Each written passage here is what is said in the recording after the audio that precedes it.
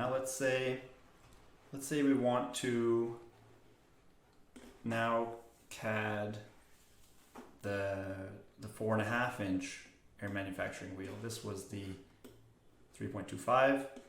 We have the 4.5 inch wheel, and we don't want to start again from the beginning. So instead we can save this as the 4.5. And now we can change this without changing the other one. So how do we do that? We can, let's go back to the beginning here. This one.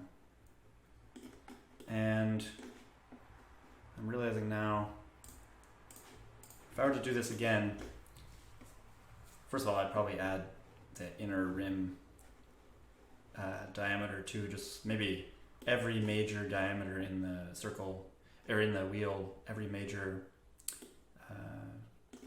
measurement, I would probably add that so that I wouldn't have missed that inner rim wall. But the other thing is, the 4.5 inch wheel, it has the same dimensions for the tire. It's just this distance here from the hub to the rim is larger. So we may as well, instead of change both these dimensions, we should probably add a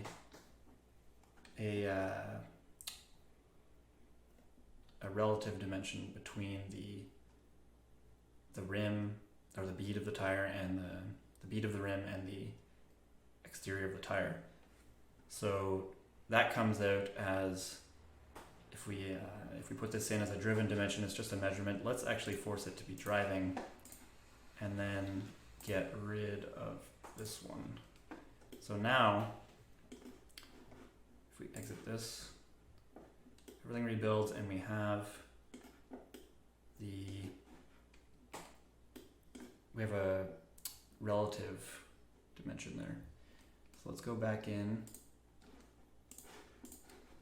and let's change this to 4.5, just see what we get. So obviously the rim is too big because we didn't have it's too deep because we didn't have a relative dimension in there, and also the surface wasn't actually fixed in place. So let's go back and make this surface actually constrained so that it'll move as we want it as well. So let's see this.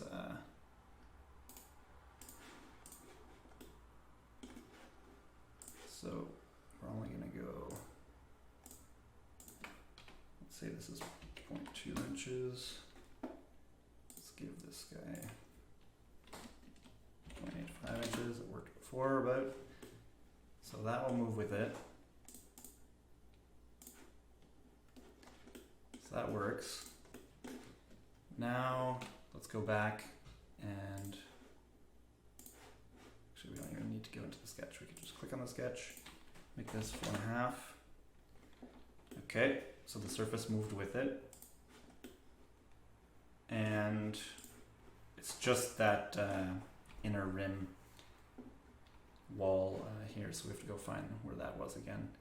So in retrospect, if I'm handing this drawing or handing this CAD file to another person and they want to do the 4.5 inch, it would have been simpler to have all the major circular features from this side in this sketch, so that one first sketch can change more downstream. So instead we have to go in here and change this guy. So let's go back and see what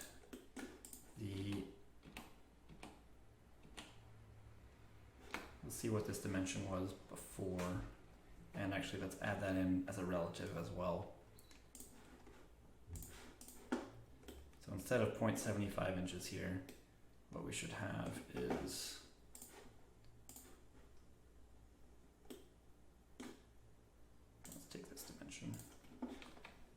this driving and make this driven.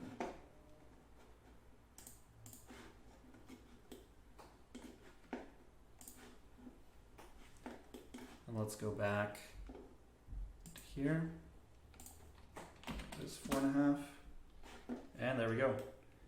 There's our 4.5-inch wheel, and that looks a lot like the actual one. So, although maybe you want to go back and check that it's a bigger wheel, maybe it has a bit thicker spokes, something like that. Just check the cross-reference the dimensions on that bigger version of this same wheel. So, and let's just see, now we can actually see the inner radius measurement if we're ever curious that updated too. So that's it. We have 2 wheels. We can see them side by side if we can make a new, just to see the differences. Make an assembly. Put this one in. And that one in next to it, just to see the differences here.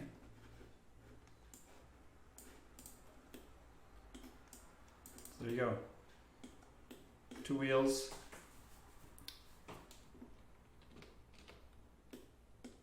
And then we're done.